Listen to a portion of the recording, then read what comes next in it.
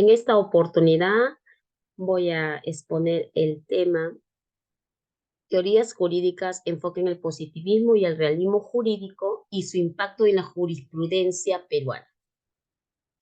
En este trabajo tenemos un resumen de este contenido que se centra en el análisis crítico, ¿no?, de las teorías jurídicas y su aplicación en el contexto peruano, con un énfasis en la relación entre el derecho y la moral, abordando 4 corrientes teóricas. Tenemos el positivismo excluyente de Kelsen, el positivismo incluyente de Hart, el positivismo crítico de Ferrajoli y el realismo jurídico de Ross.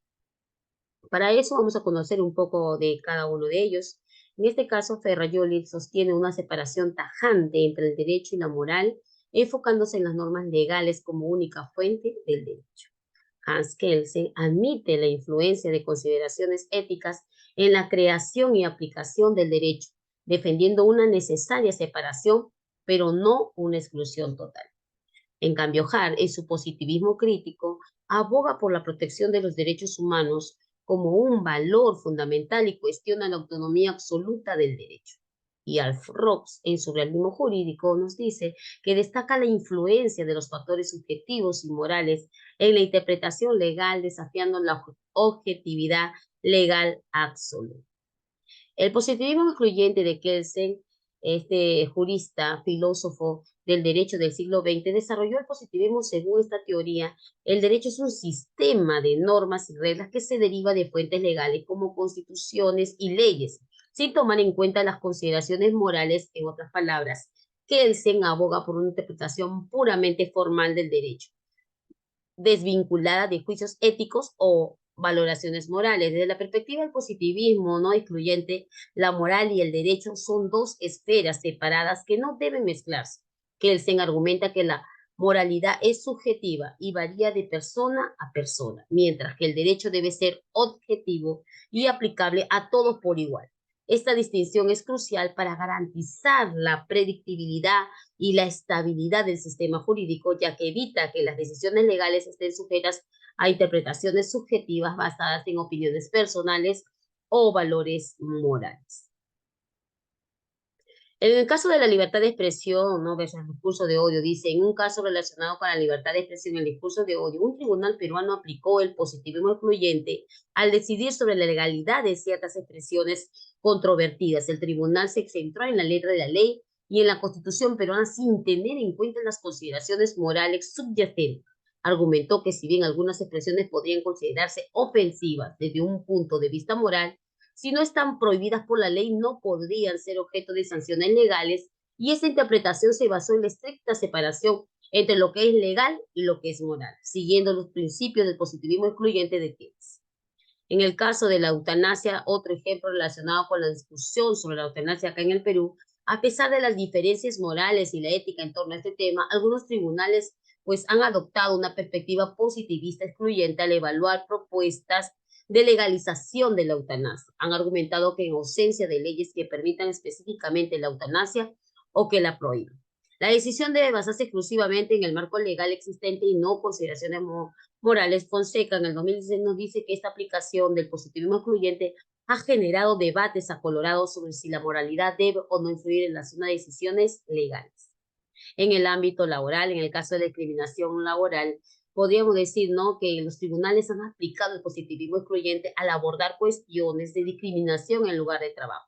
Al evaluar denuncias de discriminación, los jueces se han centrado en determinar si existen leyes laborales que prohíban la discriminación en función de ciertos criterios como la raza, el género o la orientación sexual, sin entrar en valorizaciones morales sobre la injusticia de dicha discriminación. Esto refleja la idea de que el derecho laboral debe aplicarse de manera objetiva, independientemente de las opiniones personales sobre la moralidad de la discriminación. Ahora vamos a hablar acerca del positivismo incluyente del metodológico de Hart. Hart, un influyente filósofo jurista británico del siglo XX, pues desarrolló la teoría del positivismo incluyente como una respuesta a las limitaciones percibidas en el positivismo excluyente de Hans Kelsen. Mientras que Kelsen abogaba por una separación radical entre la moral y el derecho, Hart sostuvo que aunque estas dos esferas son distintas, también están intrínsecamente relacionadas en la práctica jurídica. Hart El derecho no puede entenderse, dice, completamente sin considerar los elementos morales que influyen en su creación, interpretación y aplicación. En otras palabras, reconoció que aunque el derecho y la moral son entidades separadas, interactúan de manera significativa en la realidad jurídica. Y esto se debe pues a las normas legales, incluidas las leyes y las constituciones, a menudo pues se basan, ¿no?, en los valores morales compartidos por la sociedad. Hart introdujo pues el concepto de reglas secundarias para explicar cómo funciona esta interacción entre la moral y el derecho. Según el sistema legal consta de reglas primarias que prescriben ciertas conductas y reglas secundarias que establecen cómo se crean, se modifican y se aplican las leyes. Primarias. Las reglas secundarias en particular pueden estar influenciadas por consideraciones morales y éticas. Un ejemplo de la aplicación, ¿no?, del positivismo incluyente tenemos un caso emblemático del caso Ugarteche, ¿no? En el caso de la igualdad matrimonial en Perú, cuando se discute la legalización del matrimonio entre personas del mismo sexo, el sistema legal peruano podía enfrentar, ¿no?, tensiones entre las normas legales existentes y los valores morales cambiantes de la sociedad. Según Hart, los legisladores y los jueces deben considerar tanto el derecho positivo, o sea, las leyes existentes, como los valores morales en evolución al tomar decisiones sobre este tema. Esto refleja la idea de que el derecho debe adaptarse a los cambios sociales y morales, manteniendo una relación más abierta con la ética. Entonces tenemos este caso de estudio, ¿no?, que ilustran el positivismo incluyente en la jurisprudencia peruana. Tenemos el caso de los derechos humanos. En el ámbito de los derechos humanos, pues la jurisprudencia peruana ha ejemplificado el positivismo incluyente, por ejemplo, en el caso de las desapariciones forzadas durante el conflicto armado interno en el Perú. Los tribunales han reconocido la importancia de las normas legales internacionales que prohíben tales violaciones, pero también han considerado la dimensión moral de la justicia y la separación para las víctimas y sus familias. Y esto ha llevado a la implementación de medidas de reparación que buscan tanto la rendición de cuentas como la restauración moral, ¿no?, al abordar casos relacionados con violaciones de derechos humanos.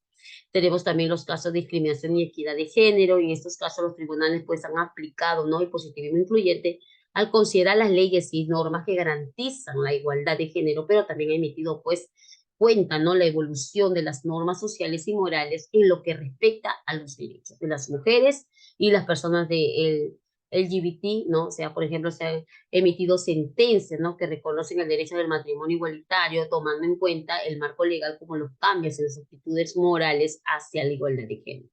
En los casos de protección ambiental también tenemos estos casos relacionados, ¿no?, a la protección ambiental y a la explotación de los recursos naturales.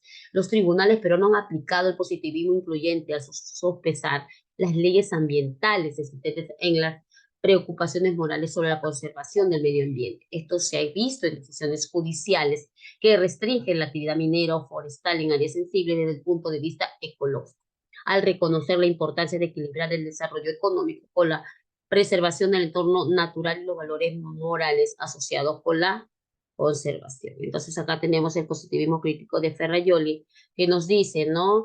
Ferrajoli es una corriente de pensamiento, ¿no?, que cuestiona la noción de que el derecho puede existir de manera puramente autónoma, vinculando pues las consideraciones tanto éticas y morales en la contraposición al positivismo incluyente de Kelsen y al positivismo incluyente de Hart. Ferrajoli sostiene que es imposible aislar completamente el derecho de la moral y la ética. Desde mi punto de vista, Ferrajoli critica el positivismo tradicional al argumentar que el derecho es una forma más pura y efectiva y debe ser una herramienta para garantizar la justicia y los derechos fundamentales de las personas. En resumen, el positivismo pues crítico de Luigi Ferrajoli plantea una crítica valiosa al positivismo legal tradicional al argumentar que el derecho no puede separarse completamente de la moral y la ética. Desde mi perspectiva, esta teoría enfatiza la necesidad de que el derecho esté orientado hacia la justicia y la protección de los derechos humanos en lugar de limitarse a un conjunto de normas vinculadas de consideraciones morales. También tenemos el caso, ¿no?, en caso de este ejemplo, ¿no?, de las decisiones judiciales en el Perú que reflejan el positivismo crítico, tenemos pues el caso de los derechos humanos. En este contexto de los derechos humanos se ha observado la influencia del positivismo crítico en decisiones judiciales relacionadas con las violaciones graves de los derechos humanos fundamentales en el pasado. Por ejemplo, en el caso de las desapariciones forzadas, ¿no?, durante el conflicto armado interno en el Perú, los tribunales peruanos han adoptado un enfoque crítico de considerar que no solo las normas legales existentes, sino también los principios éticos y morales de la justicia y la verdad. Esto ha llevado pues a la condena de derechos humanos y a la búsqueda de la verdad y la reparación para las víctimas y sus familias, reflejando un enfoque que abraza los valores morales fundamentales. También tenemos un caso de discriminación y equidad de género, ¿no? En este asunto relacionado con la discriminación y la equidad de género, tenemos que los tribunales peruanos han reflejado el positivismo crítico al considerar tanto las leyes que prohíben la discriminación como los principios éticos de igualdad y justicia. Y Redondo, pues en el 2022 dice que se han emitido fallos que reconocen y protegen los derechos de las mujeres y las personas de LGBT, reconociendo que el derecho debe revolucionar y adaptarse para reflejar los cambios morales y sociales hacia la igualdad de género, ¿no? Entonces tenemos este caso de protección ambiental, por ejemplo, en el ámbito de la protección ambiental, los tribunales peruanos han aplicado el positivismo crítico al sopesar las normas legales relacionadas con la explotación de los recursos naturales y al medio ambiente, con consideraciones éticas sobre la conservación y la sostenibilidad. Y esto se ha traducido en decisiones judiciales que han restringido actividades mineras o forestales en áreas ecológicamente sensible, demostrando, ¿no?, que la preocupación por la preservación del medio ambiente que va más allá de las normas legales existentes. Y estos ejemplos pues ilustran cómo los tribunales han incorporado aspectos positivismo crítico de su jurisprudencia, reconociendo que el derecho no puede ser completamente autónomo y debe considerar principios tanto éticos y morales para garantizar la justicia y la equidad. Desde mi perspectiva crítica, estas decisiones judiciales pues reflejan la importancia de un enfoque más inclusivo y reflexivo del derecho que busca equilibrar las normas legales con consideraciones de ética fundamentales en la búsqueda de la justicia y los derechos humanos. Luego tenemos acá el realismo jurídico de Ross y su apartamiento del positivismo. En este punto, el realismo jurídico desarrollado por Ashcroft es una teoría que desafía la idea de que el derecho es un sistema autónomo y completamente separado de consideraciones morales y políticas. Ross pues, argumenta que el derecho no es simplemente un conjunto de reglas objetivas, sino que es inseparable de la interpretación y aplicación subjetiva por parte de jueces y autoridades legales. También se argumenta que el derecho no puede entenderse como en tener en cuenta como que se aplica en la práctica teniendo en cuenta las opiniones y valores de quienes interpretan y aplican la ley. Por lo que Ross sostiene que las decisiones judiciales a menudo reflejan juicios de valor subjetivo y que los jueces no son simplemente bocas de la ley, sino actores influidos por sus propias creencias y la realidad social y política que les rodea.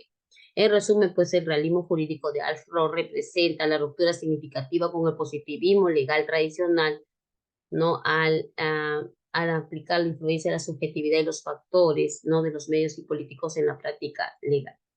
Luego tenemos pues el análisis del caso, ¿no?, de un juez peruano implicado, ¿no?, en faltas en criterios morales y a su decisión en la contraposición del positivismo, ¿no? Tenemos un conflicto laboral en el que el empleado despedido injustamente por su empleador demandó por una compensación económica significativa. El juez a cargo decidió ir más allá de las normas legales y considerar aspectos morales y éticos. El juez consideró que aunque la ley promociona ciertos cálculos para determinar la indemnización, estos cálculos no reflejan adecuadamente la pérdida sufrida por el empleado en términos de sus carreras, estabilidad financiera y bienestar emocional. Podemos decir entonces las conclusiones que el positivismo excluyente de Kelsen enfatiza la separación radical entre el derecho y la moral, centrando la atención en las normas legales como única fuente del derecho posible. Y el positivismo incluyente de Hart reconoce la necesidad, la distinción entre el derecho y la moral, pero también admite la influencia de consideraciones éticas en la creación y la aplicación del derecho. El positivismo crítico de Ferrajoli desafía la noción de que el derecho debe ser independiente de la moral y aboga por la protección de los derechos humanos como un valor fundamental. El realismo jurídico de Ross resalta la influencia de factores subjetivos, morales y políticos en la interpretación y aplicación del derecho, cuestionando la idea de una objetividad legal absoluta. En la jurisprudencia peruana se observa la aplicación de criterios morales en casos de derechos humanos, equidad de género y protección ambiental, mostrando una perspectiva incluyente del derecho. Todo esto es cuanto a mi exposición. Muchísimas gracias.